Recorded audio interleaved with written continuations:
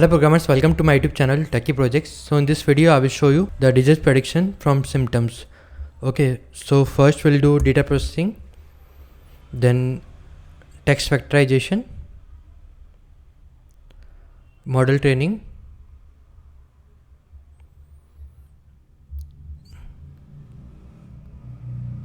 after that we'll build the custom symptoms. It will predict the true or false of disease. So total will be 48 and correct will be 19. So it will save the trained SVM model as a pickle file.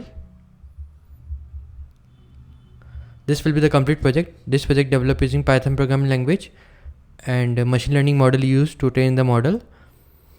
Okay, if you're in doubt, then you can comment in the comment section. I will try to reply soon. And thank you friends for watching my video. If you are new, then subscribe channel and share with a friend. Thank you.